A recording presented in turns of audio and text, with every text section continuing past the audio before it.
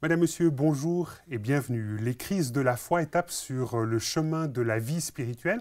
C'est un petit livre qui vient de sortir et dont nous parcourons aujourd'hui le 3e chapitre. Louis Schweitzer, bonjour. Bonjour. Alors, ce petit livre, Les crises de la foi, a quelque part comme vertu de réhabiliter la crise de foi comme étant quelque chose de très positif. Tout à Vous fait. souscrivez? Oui, tout à fait. La crise de la foi peut être une grâce douloureuse en général, mais c'est vrai qu'elle peut nous aider à progresser, à aller plus loin, et plus profond surtout. Alors, je vous propose aujourd'hui de faire un petit parcours qu'on fera un peu historique tout à l'heure, mais on va commencer par un passage de la Bible et je vous propose de lire quelques extraits du psaume 22. Mon Dieu, pourquoi m'as-tu abandonné? Pourquoi te tiens-tu si loin? Pourquoi ne me sauves-tu pas? Pourquoi n'entends-tu pas mes cris? Mon Dieu, je crie le jour et tu ne réponds pas. Je crie la nuit, je ne garde pas le silence. Louis Schweitzer, ce qui me frappe dans un tel psaume, c'est que on pourrait dire qu'il y a là, quelque part, en quelques mots, l'expression de toutes les crises, ou le cri de toutes les crises existentielles les plus profondes. Oui, parce que souvent on passe à l'intérieur d'une crise, et finalement par là même, on expérimente en quelque sorte le silence de Dieu. Là où on croyait que les choses étaient réglées, on avait connu Dieu, on avait connu une communion avec Dieu, on s'était dit voilà maintenant je sais comment ça marche, je sais comment ça fonctionne, je suis sûr de moi, j'emmagasine et j'entasse les versets manifestant la confiance, etc. Et puis à un moment donné, finalement, c'est comme si le sol se dérobe, les principes dont nous étions sûrs disparaissent, et c'est comme si Dieu se taisait pour de bon. Et qu'est-ce que ça fait que le Christ, au moment où il meurt, reprenne de tels propos? C'est toujours difficile de dire pourquoi ou comment, ou etc. J'ai l'impression que lorsqu'il est mort, il a assumé d'une certaine manière une souffrance humaine un peu universelle. Et que forcément, je pense, mais le forcément est humain là, c'est peut-être faux, mais je ne sais pas, mais forcément c'est l'absence de Dieu qui est ressentie à ce moment-là. Le Père, alors avec ce mystère de la communion en Dieu entre le Père, le Fils et l'Esprit, etc. Mais on a l'impression qu'il y a effectivement eu ce vide que nous connaissons, et d'une certaine manière, je trouve ça presque rassurant que Jésus lui-même a connu ce genre de choses. Est-ce qu'il y a là quelque chose de très très fort au niveau de la spiritualité en général, d'imaginer que le Christ lui-même ait pu pousser un tel cri, alors que souvent on le dépeint comme fils de Dieu et quelque part un peu au-dessus de nos difficultés quotidiennes et des abandons que l'on pourrait ressentir? Oui, je pense qu'effectivement, nous oublions souvent que l'humanité de Jésus, nous confessons la divinité et nous oublions qu'elle est liée à l'humanité et que c'est une vraie humanité avec l'angoisse, avec les difficultés que notre humanité connaît. Et donc jusqu'à l'extrême. Alors dans votre petit livre, Les crises de la foi, vous faites un parcours historique en reprenant une figure de l'histoire de l'Église qui est particulièrement intéressante en matière de crise, c'est celle de François d'Assise. Alors est-ce qu'en 2 mots, vous pourriez, pour les personnes qui ne connaîtraient pas François, nous dire en quoi consiste sa vie? Oui, François d'Assise, c'est d'abord un personnage, probablement le saint le plus universellement apprécié. Donc c'est au tournant des XIIe et XIIIe siècles, c'est une période où le monde change. De plus en plus, on va se retrouver dans une situation, on passe du monde médiéval stable, avec les seigneurs, etc., et puis les monastères bénédictins, bien stables, bien établis, à un monde de commerce, de transactions, de déplacements, de voyages. Et il va y avoir chez ce personnage, au fond, l'adaptation de toute une spiritualité à ce monde moderne, on pourrait dire. Alors lui, c'est quelqu'un de tout à fait charmant. C'est un fils de bourgeois, de marchand de drapier de la ville d'Assise en Italie. C'est un bout en train, c'est un peu le chef de la jeunesse dorée de la ville. Et donc voilà, quelqu'un de tout à fait heureux, haut en couleur, sympathique, gentil, enthousiaste, entraînant les autres. Il rêve de devenir chevalier, il va même partir en guerre contre Pérouse. Vous savez, il y a des guerres entre les villes. Entre les différentes cités italiennes. Voilà. Là, il va être fait prisonnier, ça le fait réfléchir, il va y avoir une expérience spirituelle à un moment donné. Donc, on a l'impression que déjà là, il y a des temps de crise par lesquels il passe. Bien sûr. Déjà, il se rend compte qu'au fond, ses rêves ne sont pas si évidents. Et Dieu se sert de ça, je pense, pour l'amener ailleurs. Et puis, il va y avoir un bouleversement radical qui va l'amener à la foi, bouleversement où il va découvrir au fond la pauvreté, découvrir donc le contraire de ce qu'il était d'une certaine manière. Lui qui rêvait d'être noble, il va commencer à s'intéresser aux lépreux, qui sont les rejetés, marginaux, impurs, tout ce que vous pouvez imaginer de pire dans la société de l'époque. Il va lancer un mouvement avec les gens qui vont aller non plus dans des monastères, mais deux par deux, à travers le monde, et ça va être vraiment à travers le monde, hein, pour annoncer l'évangile. Dans la pauvreté, donc il ne devait pas recevoir d'argent, simplement il devait travailler ou bien recevoir de quoi vivre. Voilà. L'aumône, quoi. Voilà. Et puis là, alors que cet ordre connaît un succès assez extraordinaire, on voit un François qui connaît une crise existentielle très très forte. Oui, parce qu'on a l'impression qu'à partir du moment où il va obéir à ce qu'il ressent comme l'appel de Dieu, tout baigne, tout marche de manière folle. C'est-à-dire en quelques années, l'ordre va comporter des milliers de gens qui vont le suivre, des milliers d'hommes. Et puis, il va y avoir un ordre féminin avec Sainte-Claire qui va aussi faire la même chose, etc. Et puis, ce qui va se passer, c'est que lorsque l'ordre grandit, de plus en plus de gens, ça va être beaucoup plus difficile de maintenir la vision. Et de plus en plus, il va y avoir des gens qui vont souhaiter arriver à devenir un ordre avec pignon sur rue officiel, avec des bâtiments, la pauvreté devenant quelque chose de symbolique, mais finalement étant petit à petit abandonné. Et là, François connaît une crise. Finalement, cet ordre qu'il voit grandir autour de lui, il ne le reconnaît plus. Tout fiche le camp, oui. Et non seulement l'ordre ne le reconnaît plus, ses enfants, ou je dirais tout ce qu'il a créé, n'existe plus.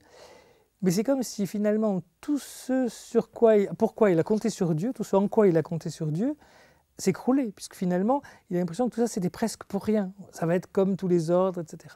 Et comment est-ce qu'il en arrive à dire mon Dieu, pourquoi m'as-tu abandonné » dans ce contexte-là? Je crois simplement parce que quand on crée quelque chose comme il l'a fait, en étant complètement entre les mains, je crois, complètement entre les mains de Dieu et complètement confiant dans l'action de Dieu, il était sûr que c'est Dieu qui était au départ de sa vision, au départ du développement de son mouvement, de sa fraternité, qui va devenir un ordre important. Le fait que ça ne marche plus, c'est finalement Dieu qui le lâche d'une certaine manière dans sa perspective.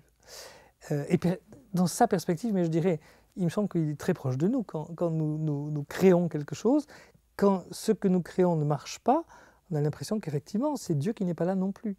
Et donc, sa relation à Dieu va s'en trouver touchée autant que le reste. Et là, on a l'impression qu'un François se retire pendant très longtemps. Semble-t-il, près d'une année, il connaît une sorte de mise à l'écart, de crise, où finalement, on a l'impression qu'il connaît l'abandon de Dieu. Il connaît l'abandon de Dieu. Il a conscience de connaître aussi l'abandon de ses frères, ce qui rajoute une couche, si j'ose dire, aux difficultés. Ce n'est pas simplement qu'il voit ses frères s'éloigner de lui, mais il voit aussi que... Enfin, le projet s'éloigner de lui, mais il voit que ses frères aussi prennent une certaine distance. Et je crois qu'effectivement, ça se traduit par une crise spirituelle très grande, alors que souvent on a l'impression que les crises spirituelles sont pour les gens peu avancés dans la foi. Quand on voit François avant, on a l'impression qu'il y avait une foi, communion de Dieu, une communion avec Dieu, une connaissance de Dieu très forte. Ce qui veut dire que ça peut arriver, j'ai envie de dire, à n'importe qui. Oui. Et là, comment est-ce que cette crise se dénoue? Alors, on n'y est pas vraiment. On n'en sait rien, on n'avait pas de micro à l'époque et de reporter pour lui demander exactement ce qui s'est passé. Mais finalement, on a l'impression qu'à un moment donné, les choses se mettent en place. Non pas dans le sens que Dieu interviendrait pour tout transformer, mais dans le sens d'une acceptation. Donc finalement, le travail se fait plutôt sur le regard que François pose sur la réalité qui l'entoure, plutôt qu'au travers d'une évolution majeure de son ordre. Oui, je crois. Et le regard porte sur Dieu. C'est au fond sa manière de voir Dieu, l'acceptation que les choses ne se passeront pas nécessairement comme il le rêvait, même pas comme il l'avait cru en voyant les prémices et même le développement de son ordre, l'idée que Dieu pouvait se comporter autrement, que c'était lui qui était le maître de tout ça. Et là, il y a un mot qui revient régulièrement dans vos pages, c'est le mot lâcher prise. Bien sûr. Ouais. Parce qu'on a toujours envie de maîtriser, parce qu'on a envie toujours de diriger les choses, de dire à Dieu un peu comment il faut faire. Et on est ravi quand Dieu a l'air de faire les choses dans le sens qui nous plaît. Et puis il y a un moment où finalement on s'aperçoit qu'il le fait peut-être autrement. Que quand nous ne sommes pas là, le monde ne s'écroule pas non plus. Que peut-être Dieu n'avait pas exactement la même idée que nous sur son projet. Et que Dieu, même quelquefois, fait passer les projets qui sont les nôtres, mais aussi peut-être les entreprises qui sont les siennes par ailleurs, par des chemins qui sont un peu bizarroïdes pour nous, un peu étranges, un peu... Et une fois qu'on accepte ça, il me semble qu'on peut accepter là aussi que Dieu soit Dieu, et que ce n'est pas nous, et que nous ne sommes pas à sa place, et lui faire confiance. Une confiance qui est plus libre d'une certaine manière, parce que c'est une vraie confiance, comme un enfant qui fait confiance à son père, sans savoir exactement comment ça va se passer, mais en sachant que finalement, ultimement, ça se passera bien, parce que c'est lui qui pilote. Ce petit livre, Les crises de la foi, porte un sous-titre, Les étapes sur le chemin de la vie spirituelle. C'est vrai que si on essayait de reprendre un peu les différentes étapes ou phases que vous esquissez dans ce petit livre, on parlerait de la 4e pour la crise existentielle, puis la 5e, vous évoquez la phase de la fécondité. Alors, s'il fallait rattacher cela à François, en quoi François, après cette crise, est quelqu'un de fécond ? Alors, d'une part, François va avoir intégré pleinement, je crois, la liberté de Dieu et la confiance en Dieu. Et puis, c'est même après qu'il va...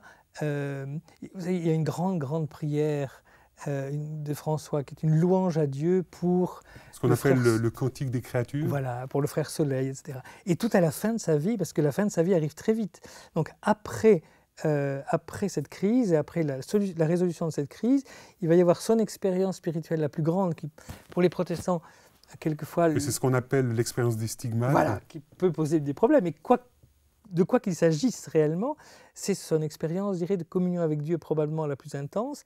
Et puis après, il va terminer et sa vie et son cantique par une strophe sur notre sœur la mort. Et on sent finalement un François apaisé, confiant dans la volonté de Dieu et on pourrait dire réconcilié avec lui-même, réconcilié avec Dieu en acceptant que Dieu est Dieu autrement que ce que nous imaginons et lui imaginer. Alors en quoi cette figure de François d'Assise vous rejoint-elle, vous, personnellement? C'est quelqu'un auquel vous vous êtes attaché? Oui, pour être honnête, depuis longtemps, c'est probablement un des personnages du christianisme qui m'a le plus séduit, à la fois par sa volonté de vivre l'Évangile de manière radicale. Sa règle, c'est un patchwork de versets de l'Évangile, au sens le plus strict. Je pense qu'il y a aussi son tempérament qui est tellement séduisant. Ce côté joyeux, c'est celui qui prêche aux oiseaux, c'est celui qui est on pourrait dire... Un petit côté bohème et rêveur, c'est ça? ça? Oui, et puis un côté louange, c'est la louange faite chair, on pourrait dire. Et je pense que pour quelqu'un comme lui, la crise était à la fois d'autant plus douloureuse, parce qu'il n'avait pas, c'est pas du tout un torturé, je dirais, au point de vue du caractère, mais peut-être d'autant plus indispensable. Et les crises, comme vous l'avez dit au départ, il y a eu toute une série de crises qui l'ont amené à être pleinement ce qu'il était et qui ont fait de son caractère, qui aurait pu être quand même, je dirais, un joyeux et sympathique noceur de la ville d'Assise, et qui en a fait un saint, un personnage, enfin parmi les grands personnages de l'Église les plus rayonnants en 2000 ans. Louis Schweitzer, merci beaucoup de nous avoir accompagnés sur cette réflexion autour de « Mon Dieu, pourquoi m'as-tu abandonné ?» Et un petit rappel, ce livre, Les crises de la foi, et à cette occasion, nous avons médité aujourd'hui le chapitre 3 autour de François d'Assise. Au revoir et à bientôt.